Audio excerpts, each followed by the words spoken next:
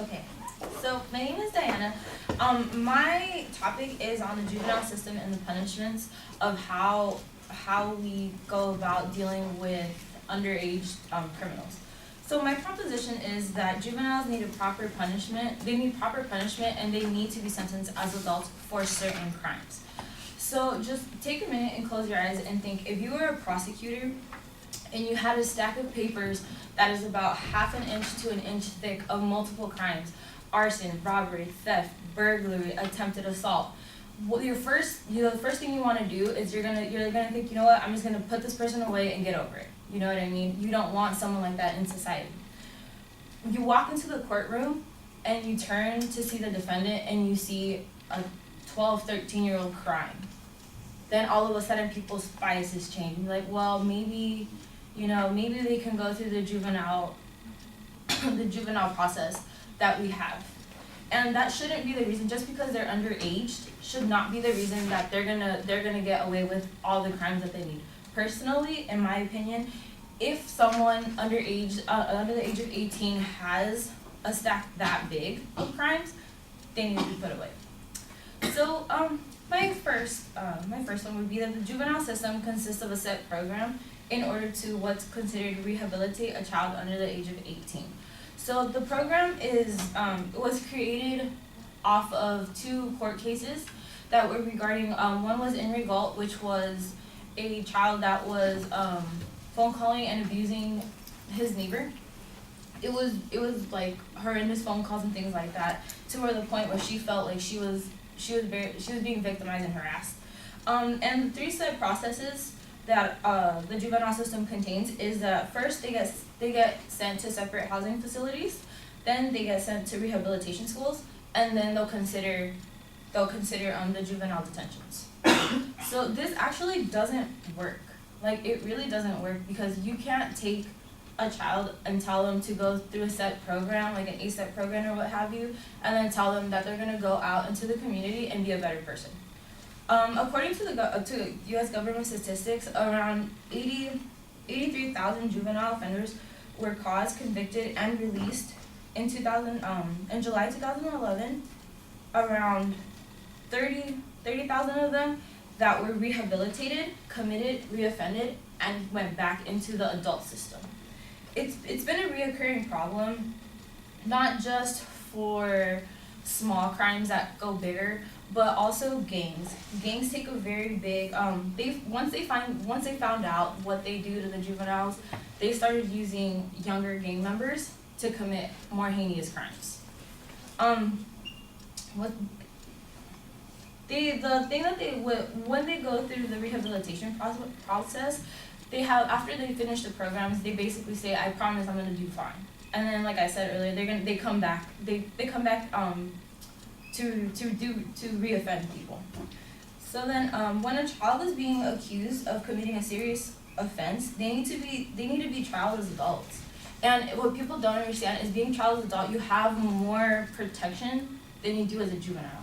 As an adult, you get due process, you get proper representation in court, and you have your right to a speedy and fast trial. The Welfare and Institutions Code 707 lists out all the serious crimes that are actually held accountable in the criminal court instead of the juvenile court. And all the crimes go from murder, arson, robbery, rape, whether it's violent, forced, or threatening, sodomy of any kind, kidnapping for ransom, or kidnapping of any kind, attempted murder, torturing, and the list goes on and on. So when you think about it, and there's kids that actually do these type of things, they're not someone that you want, your little brother or sister going to school with. You want them to be put away. There's also another law in 2000. In 2000, there was a proposition. It's called Proposition 21, and this actually was a step forward. When the government saw that there was an increase in juvenile crimes, they actually addressed this epidemic. And in the prop, it states that the prop deals with children who have been in and out of the rehabilitation program and shown that it does not work. The rehabilitation program does not work in a sense that just because they complete a process, that someone says, oh, hey, you did all the steps I told you to, now you're gonna go and be a better citizen. It doesn't work that way. Once the juvenile courts see that child, this prop also gives them what's called a waiver. And what basically it is that if a child steps into a juvenile court, the juvenile court and the judge can say, you know what, I don't want to deal with you. I'm going to be sent. I'll transfer you to an adult, to a criminal court, and that's when they're going to be tried as adults. And this was after Prop 21 actually passed. Gangs tried whatever they could do. It was specifically targeted for gangs because of the gang epidemic, and this actually it increased a lot of gang violence with children under the age of 18. So instead of having an OG go commit a murder, they would tell 16, 17-year-old, well, if you want to be initiating the gang, you're gonna go kill and rape and sodomize this person, and then all you're gonna do is you're gonna get off the hook either way. You're just gonna go through a rehabilitation program. And Prop 21 actually stopped that.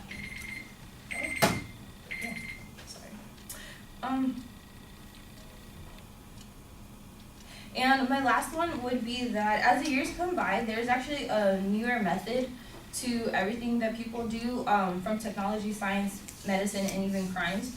And with more technology, people become smarter, and they become smarter to get away with crimes. Just yesterday, Milwaukee PD released a statement saying that over the past years, there have been a growing number of committed crimes committed by children. The Milwaukee Police Department has seen an increase of 163% of juveniles arrested between 2012 and 2015.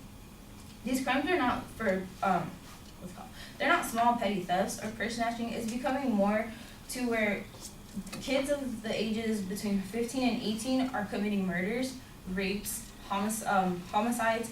They're committing things that you expect someone that's crazy and lives a long life to do, but not kids that still don't even have their high school degrees. You know what I mean? So with that said, people just need to understand that they have to release their emotions. Whether they are a child and they look innocent, they still can commit very heinous crimes, and they still need to be punished and take accountability for what they do.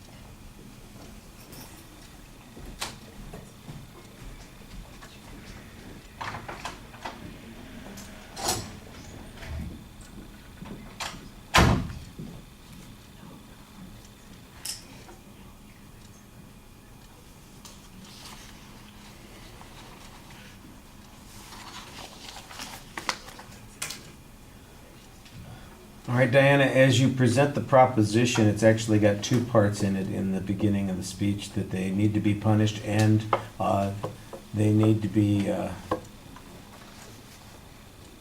something for their crimes. They need to be held responsible for their crimes. You need a simpler statement of the proposition. It's got two parts in it. That's just a little bit awkward. The visualization that you have that the prosecuting attorney is going to have of a stack of charges that are made against an offender, I thought that's an interesting visualization to kind of get the point across, the situation that people are in. But the prosecutor has discretion in a lot of places to charge somebody as an adult. So the question is, are they not doing it adequately? Are they not doing it often enough? I'm not sure you've given me an accurate description of the system. You talk about how there's a process that they go through. I'm not sure if that process is consistent everywhere. Later on, you mentioned Prop 21, and the first question that popped in my mind is, where was Prop 21? Was it in California? I don't remember Prop 21, so I don't think it was. Was it in another state? Yeah. and what did it do? I think that needs to be specified. And it was a little confusing because at one point you make it sound like Prop 21 is a good thing, but then you made it sound like Prop 21, when it passed, then all the gangs did this stuff to make the young guys do bad things. And I'm going, well, wait a second. Is it addressing that, or is it encouraging that? That was confusing in the way it was being presented. And I think that's part of the problem with the speech, is that you have a point of view, but the point of view is not as focused as it needs to be. You need clearer secondary claims. I could not pick out a structure. You had one point that you signposted at the beginning as a claim, and it's not a claim, it's a description. It sounds like an informative speech where you're going to tell us about this program that the kids go through. The closest I got to information about this, statistical information that shows that it doesn't work, is that data that you had that says there were 83,000 of these people who were caught and released, and 30,000 of them reoffended and ended up in the adult system. So there's a good piece of information that supports the position that you're taking. Although a skeptic might say, well, that sounds like 53,000 managed to avoid having that problem. Maybe it's a good thing that we don't treat those 53,000 as adult criminals also. But I think your argument is that there are, it's not that everybody doesn't deserve, everybody who commits a crime needs to go to prison for the rest of their life or have the maximum sentence imposed on them, but there is, in fact, some people, like the prosecutor that you envision, who sees a stack of offenses against an accused, they need to make the decision that this person should be tried as an adult or they should be sentenced as an adult. And that seems to me like it's more what your argument is.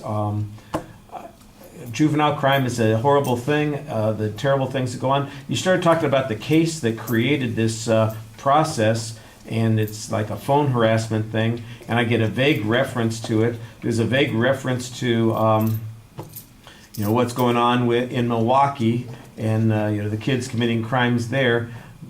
And it doesn't sound like any of them are direct quotes. I'm getting paraphrases and inferences from the articles of the research that you've done instead of the direct data. And so I think you need to be more consistent about that also. I think you do present your position pretty passionately, and I appreciate that you have a point of view, but it just needs a lot more focus than it's getting here. All right, thank you.